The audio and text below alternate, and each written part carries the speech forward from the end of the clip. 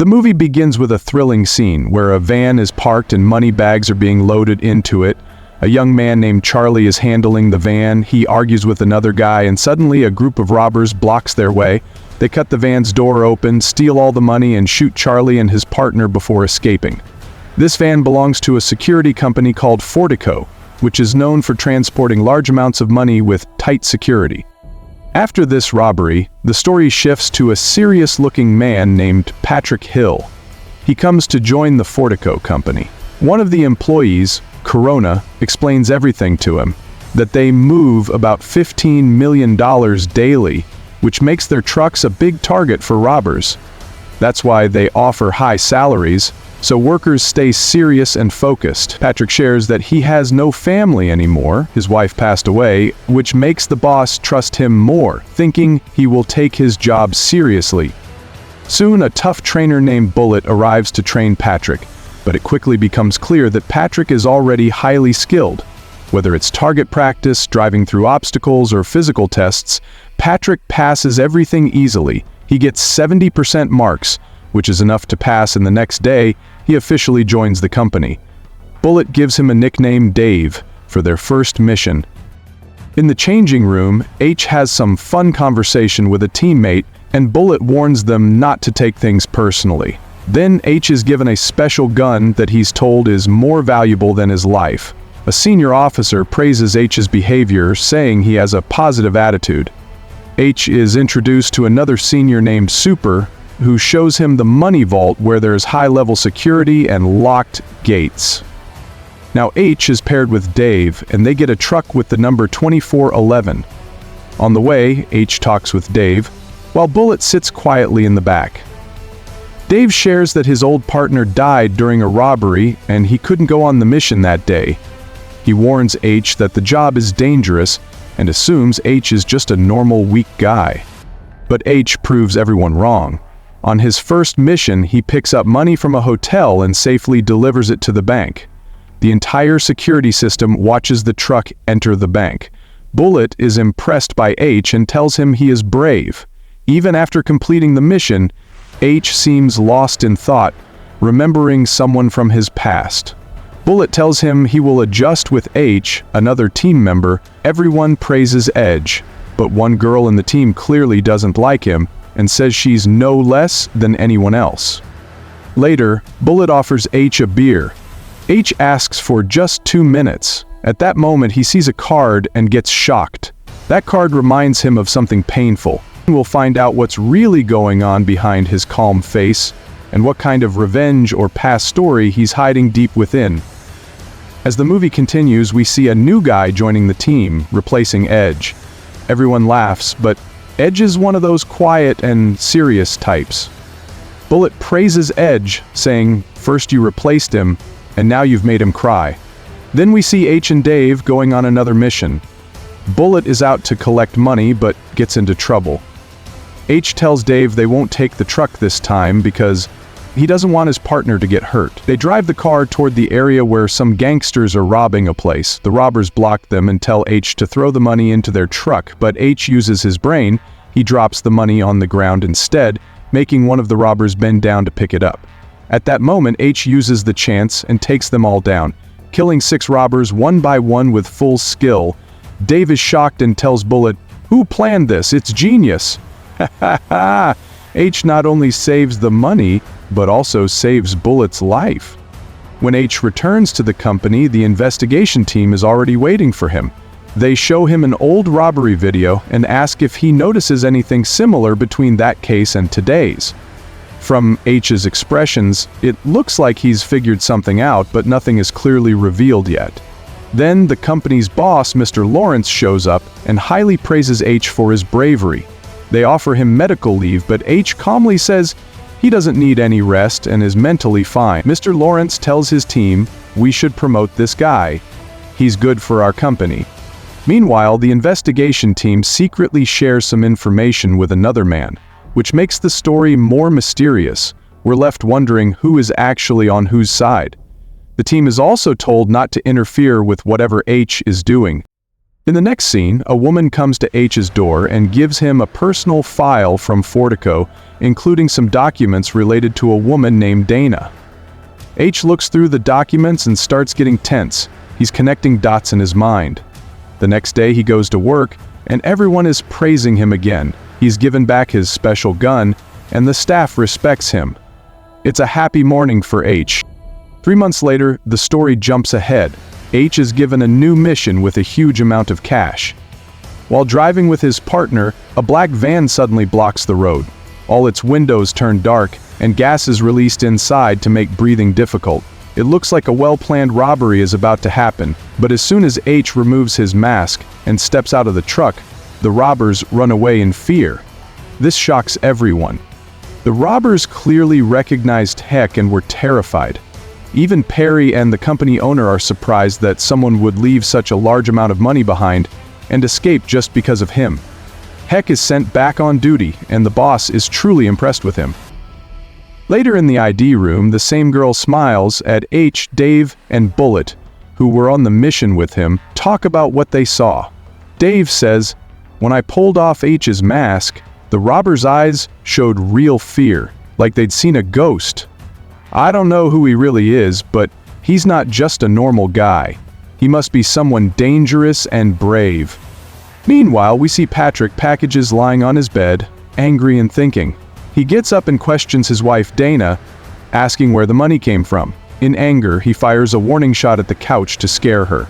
After a while, Dana admits the truth. She says she stole the money. It belonged to a team from a company called Crayon. It fell from a trolley and she took it. Dana says it's $124,000, 0 cents, and that she was saving it as her retirement fund. Patrick warns her to think carefully before answering again. He says, "Don't lie to me, I won't forgive a lie." Then he tells her, "Your parents' picture is on the table. I have all your phone contacts. I know who you care about, so you already know. I won't spare anyone if you lie to me." Now the real story behind the stolen money and the people involved is about to be revealed. Now the story takes us 5 years back into the past. In this flashback, we see Patrick spending time with his young son Dougie. They are talking about snowfalls, the Arctic, and Antarctica. Then they ask each other about their plans and decide to go out for food. Patrick is secretly planning something serious, but he doesn't let Dougie feel anything unusual. Suddenly, Patrick gets a call from Mike, who tells him to handle a drug situation manually because too many people have already died. Patrick doesn't like the conversation and hangs up. Patrick tells his son to lock the car doors, then steps out to get some food. Meanwhile, Mike calls again and asks Patrick which direction a suspicious truck is heading. Patrick says it's going right, but just then, another truck appears, blocks the road, and everything changes. A group of armed men attacks them. They pull Dougie out of the car, beat him, and shoot him. Then they shoot Patrick too. As Patrick lies injured, he sees the face of the man who shot his son. 3 weeks later, Patrick wakes up in the hospital, but his son is already dead. That's when we understand why Patrick's wife, Jane, left him. Because their son was murdered. Patrick visits Agent King and asks him to give the names of the people behind the attack. King says it's a big gang, and hands him a long list of suspects. When Patrick returns to his base, his trusted team members Mike and Brendan stand by him. They support Patrick through his grief and help him track down people on the list, but none of them turn out to be the real killer. After killing many people and still finding nothing, the team starts to lose hope. They tell Patrick that killing won't bring peace. Patrick agrees and says he should leave and not involve them anymore. Then we see the same woman who appeared earlier in the film. She now helps Patrick by creating a fake identity for him. She gives him a driver's license and documents showing he retired from a top security group. All of this is so Patrick can get a job at Fortico, the same company where the robbers had attacked. He joins Fortico under the name Patrick Hill to find his son's killer. Patrick keeps watching the security footage from the day his son died. In the video, he sees how Dougie was dragged out of the car and killed. The killers are now hiding, and their leader is a man named Jackson. Their business is shut down and they're all living underground because they know Patrick is hunting them. One of their guys used to leak information, so now no one trusts anyone. Jackson tells the gang to stay hidden for a while longer. All the gang members talk about their current jobs, but none of them are doing well financially. They're all barely surviving. Then they get exciting news. A man working inside Fortico is ready to help with another heist. Jackson tells the group that this robbery will be big enough to change all their lives, and they'll never have to do crime again. The deal is made. The money will be split among 7 people. The 7th person will be someone already working inside Fortico. Soon we see some men putting on masks and sneaking into a truck. They tie up the security guards and prepare to steal the money. At the same time, the scene flashes back again to Dougie's death. Finally, the man who killed Dougie is revealed. His name is Jan. Now the story moves forward by 5 months. We see 5 gangsters, and one of them is the man who killed Patrick's son Dougie. They are planning a massive robbery, and Jackson warns them that this job is extremely dangerous and must be done very carefully. He tells them that on Black Friday they will hit the depot and each of them will make more than $150 million. Meanwhile, at Fortico, the bank is getting ready for the big transport. Everyone is preparing the money trucks, and Tahir warns David that there should be no mistakes today. Since it's Black Friday, more trucks will be on the road, and there's a bigger risk, so all team members must stay alert and report anything suspicious. On the other side, Jackson sends his family away, empties his house, and picks up Jan. He makes a call and says, "All eyes are on you now, don't mess this up." Tahir mentions that today $1 million is being moved, and everything must go smoothly. Jackson questions Jan about how he got a $2,800,000 0-cents bike and a fancy house. Jan lies and says he bought it on a credit card, but Jackson starts getting suspicious. Meanwhile, Bullet and H are on a mission together. Bullet tells H that he wants to confess something. He has been helping a gang with robberies and always gets a good cut. But during one robbery, they made a mistake and killed a kid, which forced them to hide underground. He asks H if he wants to help with the next robbery. H agrees quietly. Bullet tells him to remove the bullets from his gun, just for show. When H says yes, Bullet calls his gang and tells them to get ready. They are on the way, and the robbery is about to begin. A few seconds later, everything moves fast. Bullet turns off all the cameras and the bank calls asking why the truck's cameras are off. Bullet lies and says everything is fine. Then he signals his gang that it's time to move. We see that some of the gang members are already inside the Fortico trucks. Their plan is to rob the entire depot because all the money is inside. They force everyone to surrender and try to break open the main money room. When the door doesn't open, a fierce shootout begins. Both sides are firing, trying to survive and protect the money. One gang member, a girl, gets shot and badly hurt. Another gangster calls in more team members and tells them the area is clear. All the bankers are tied up, and the gang enters the main money room. Until now, H has stayed quiet, doing nothing, but H is not someone who stays quiet for long. Police and the SWAT team are approaching from both sides. The gang isn't afraid of the police, but the SWAT team scares them. They want to finish the job before SWAT arrives. Just then, one guard takes a chance and starts firing, giving H his moment. H quietly takes out one of the gang members with a bullet and strangles another. Meanwhile, Tahir and David are rescued and escape safely. Now, H puts on one of the SWAT uniforms and starts silently killing the robbers from inside. When he finally finds and kills the man who murdered his son, he removes his helmet and takes a deep breath. His revenge is complete. At the same time, Bullet starts killing his own teammates. He doesn't want to leave any witnesses alive who could testify against him later. Bullet then escapes with all the money, but just as he's driving off, H spots the same guy who killed Dougie. That killer also sees H and realizes who he is. It's the man he shot years ago. The gang's truck is now out of Fortico with the money. They escaped the police at first, but now the SWAT team, helicopters, and full security forces are chasing them down.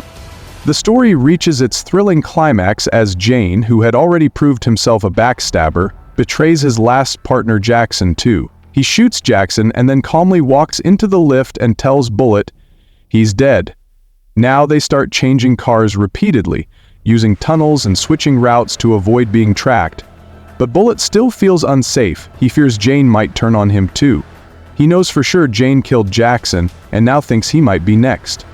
As they reach the final stage of their escape, they begin loading the last stash of money into a car. Bullet starts thinking of killing Jane to keep everything for himself, but before he can pull out his gun, Jane is faster. He shoots Bullet straight in the mouth, killing him instantly. Jane drives away alone with all the stolen money. But even after switching so many cars and escaping cleverly, the SWAT team is still tracking him. Why? Because there's a hidden tracker on Jane that he doesn't know about. Helicopters and vehicles follow him while he remains unaware. He finally reaches his hideout, full of joy, thinking he has succeeded. He now has so much money that he never needs to work again. Everyone else in his gang is dead, and he's the only one left in charge. He starts living a luxurious life, drinking and relaxing, thinking it's all over. But here comes the twist. Because the real hero of the story, Patrick, is still alive, and Patrick would never forget the person who killed his beloved son. As Jane enjoys himself, a phone rings somewhere in the house. He gets confused, searching for the sound, and finally finds a ringing phone hidden inside the money bag. When he picks it up, Patrick's voice comes from the other side. Patrick calmly introduces himself and asks, "Do you remember me?" Jane immediately realizes who it is. It's the father of the boy he killed. Patrick reminds him of the murder and says, "I have your report. The autopsy report of my son. I know exactly where and how many bullets you fired into him. I won't let you live." Jane tries to talk, maybe offer a deal, but Patrick refuses. He says, "Where my son was shot, you will be shot too." Then Patrick starts shooting Jane in the same places his son was shot. One by one, he fires each bullet with precision and emotion, making sure Jane feels the same pain. In the end, Jane dies and Patrick quietly leaves. Patrick calls Agent King and tells him the money is in the car and should be returned to the company. He explains that he never wanted the money, he only wanted revenge for his son's death, and now that mission is complete. He drives away. Thank you for joining me on this journey. If you enjoyed the explanation, please like, subscribe, and share to support the channel. See you in the next movie explanation. Stay awesome.